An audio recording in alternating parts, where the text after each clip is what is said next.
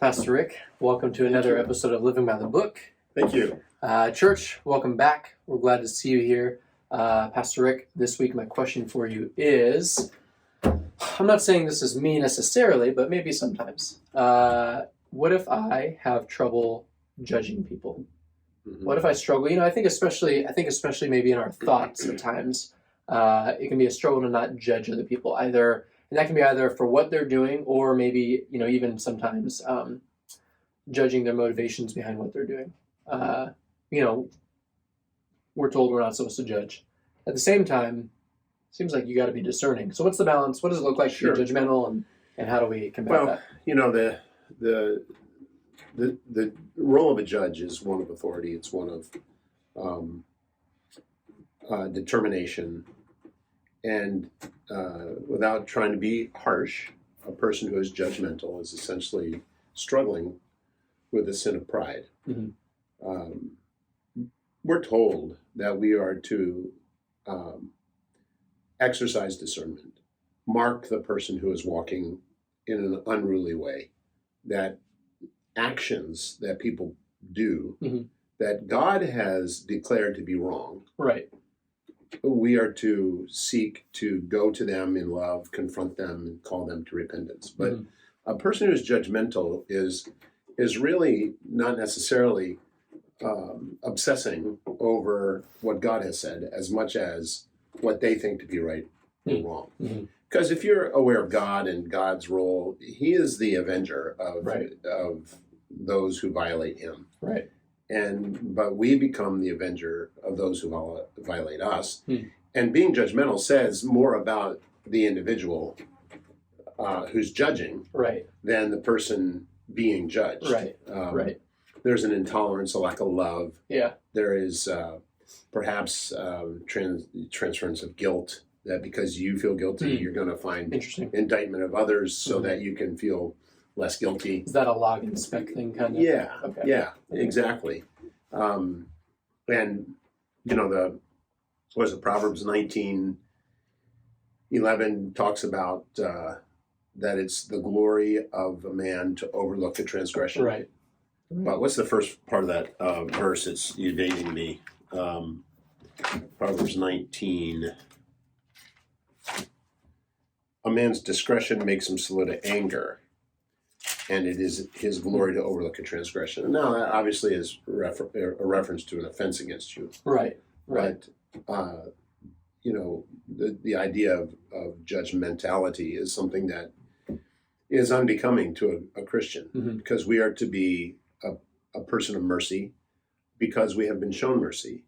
And we are to be forgiving because we have been forgiven. Right. We show grace because we have been shown grace, right? And not to judge other people, which basically means to discredit them in your own estimation because of something they have done. Mm-hmm. Which, if you are going to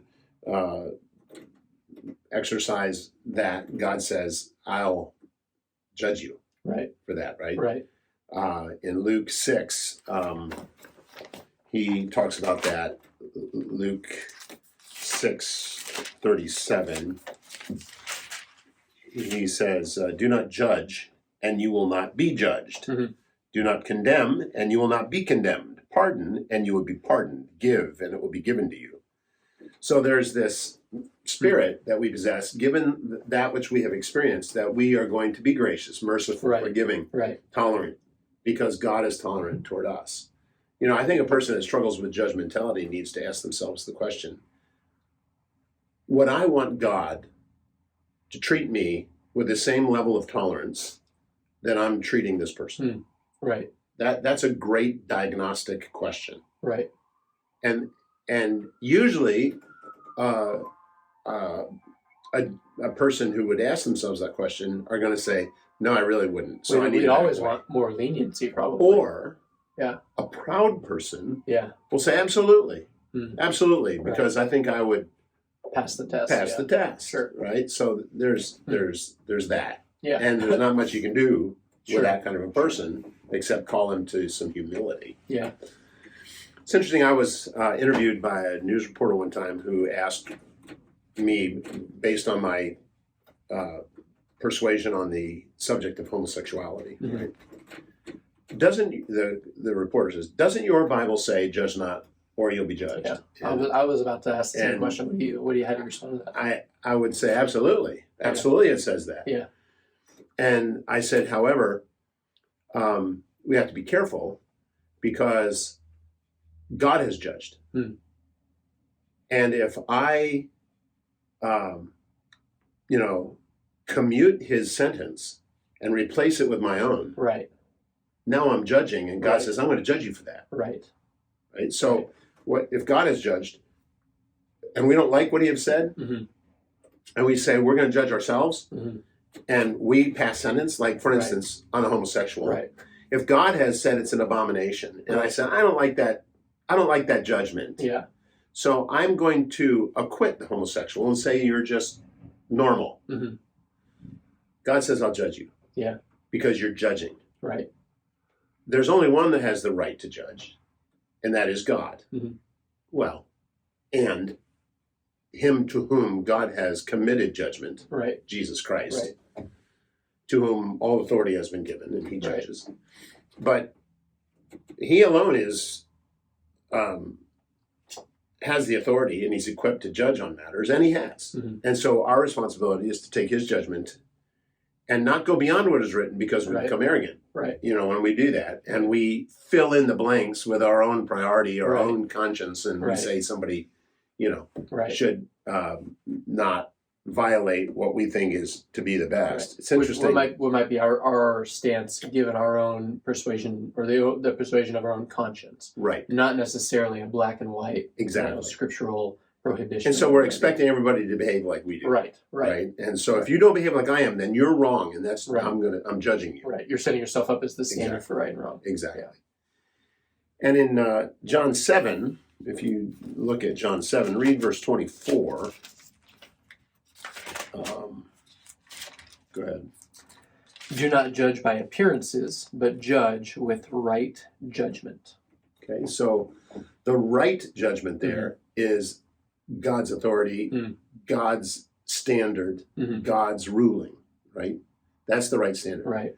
Don't judge yourself Right. with a superficial or a ostensible Mm-hmm. thing, but on appearances, Right. but judge what is right. Right. I think that there's a need for us to recognize that we can go too far even with God's laws Mm-hmm. and make sub-laws, sub-paragraphs, sub-columns, Right. sub-whatever, and parse it to where Yeah. it gets ridiculous, which is Yeah. essentially the context of what Jesus is talking about Right. here, with the Right. Pharisees condemning him for healing on the Sabbath or whatever the miracle was. There's a question about Sabbath activity and Mm-hmm. all this kind of stuff, and they were being very harsh and critical Right. and strict, and Right. we have to be careful that we are gracious in the understanding of God's law Mm-hmm. and what God has said, because we ourselves depend upon the mercies of God Right. as Right. we step out of line and do things inadvertently and so on. I think that we have to be careful. In John 8, just the next chapter in verse 15, he says, "You judge according to the flesh.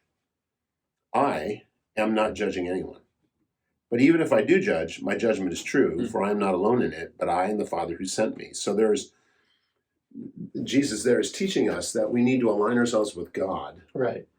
and only be concerned about the violation of God's law Mhm. or word, Mhm. right? Not according to our flesh. Right. And we are quick to condemn other people. Mhm. And that is a flaw in one's relationship with God. Mhm. For when you are in a right relationship with God, you are constantly impressed by and grateful for Right. his mercies. Right. And when you're judgmental, you're not interested in showing mercy to somebody.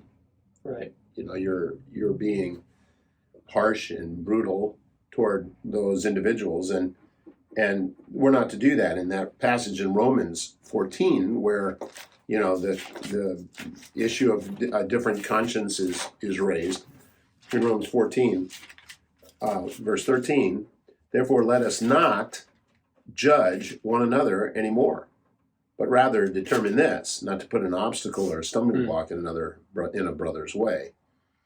So don't judge other people for what they're doing wrong. Right. Concern yourself with yourself and not doing anything that's going to stumble a brother. Mm-hmm. So that's the log and the speck idea. Right. Don't obsess over the speck. Right. When you yourself need to be concerned about, this river that's throwing logs, into your eye, your eyeballs, so you can't see clearly. Right. So, let's not judge one another. Let's concern ourselves with ourselves that we are not offending or stumbling one another. Right. So that's got to be. So rather than being so concerned about how someone's actions are affecting you, we need to be concerned about how our actions might be affecting those around us. That's right. Okay. And, judge yourself. In communion, in 1 Corinthians 11, that we're to examine ourselves, right? Right. You're not supposed to sit there and be like, all right, who should be taking communion this week? Right. That person shouldn't be. Yeah, right. I can't believe they're taking it. Yeah. I know what they do. That kind of thing. Right. Well, God's not pleased with such a spirit. Yeah. Right? What about you just being grateful for what God has done for you? Yeah. And let God deal with that person. Right. You don't need to obsess over that. James 2 gives us another principle that it would be helpful to recognize in verse 4, where it says, you have not made distinction, but have you not made distinctions among yourselves and become judges with evil motives? And I think what that's describing is the self-promotion. So you're by making a distinction between me and you, and I'm judging you. Right. I'm making a distinction between you and me. Right. And my motive is evil because what I'm trying to do is ascend, push me down and raise yourself up. Yeah. And that's usually a person who is judging somebody else is doing that. Yeah. They're trying to suppress someone in their significance and elevate oneself in significance. And that's pride. It's raw, evil motive. It's inappropriate. We shouldn't do it. Right. If you believe, and I don't know that I've ever thought this through all the way, so, So we're in for a treat. Yeah. If you believe that somebody is doing something wrong and you have a judgmental spirit toward them, you accept, by virtue of drawing a conclusion, the responsibility to go to that one and seek to restore them. Not condemn them and walk away. Right. Which is usually what a judgmental a person will do. Yeah, they just want to hurl stones. They'll pass a sentence and say they're unworthy of my attention and they'll turn around and walk away. Right. That is evil. Right. There is an incumbency that is placed upon you. When you see a brother, Galatians 6, when you see a brother overcome in a fault, you who are spiritual seek to restore such an one. It is not to condemn. Right.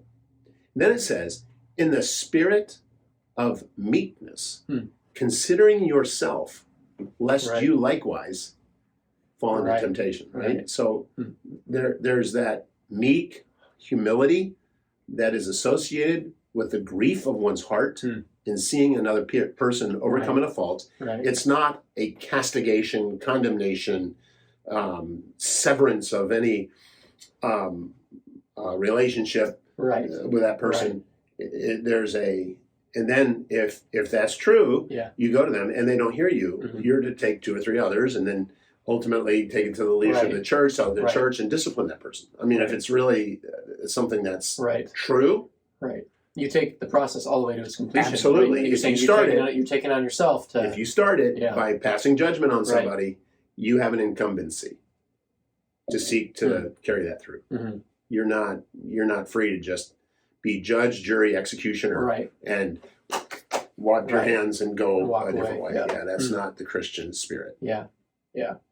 That's helpful, and I appreciate that because it's so natural for us to make judgments on other people, but even that's a good reminder that because we're Christians and we're part of a family, we love each other.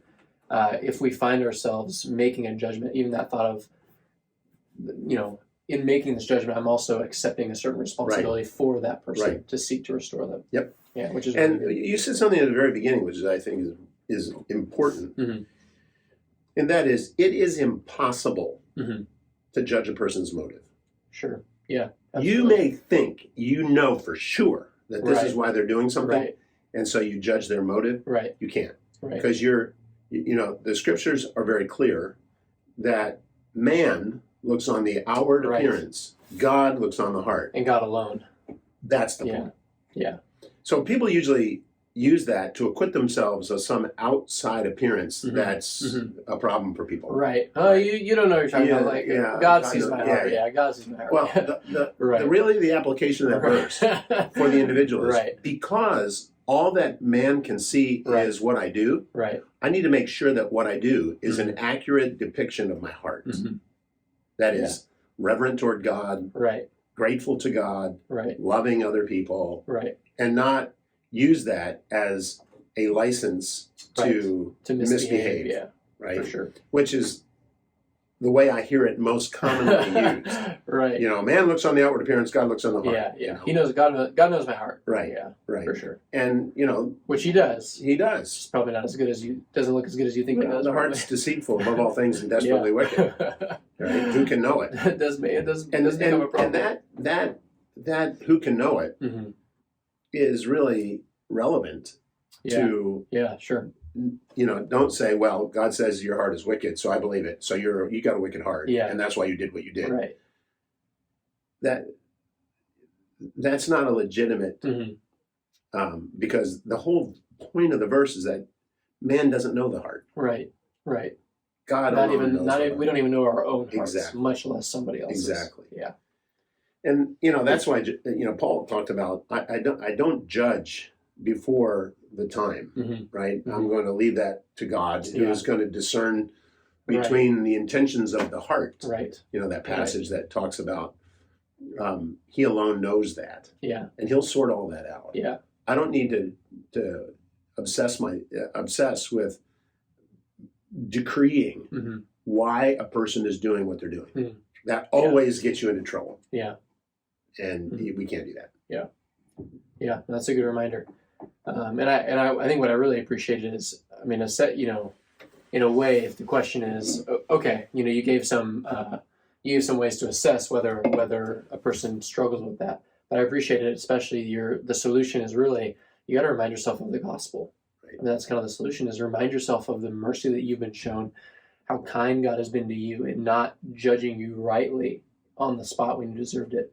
And allow that to cultivate a heart of mercy towards others, which I appreciate, and that's kind of where I want to end is reminding us to look at the gospel. So, church, more to say. Yeah, there's always more to say, but we'll let it be for another video another time. But we do appreciate being here, and we hope that this video has encouraged you, and even encourage you just to be evaluating. We should always be evaluating how we are thinking about other people. It's just so important because we don't want to be the people that are being caught judging others. Right. They'll know you're my disciples if you have love one for another. Very, very good. Well, church, love each other well this week. And we'll see you guys next time in another episode of Living by the Book.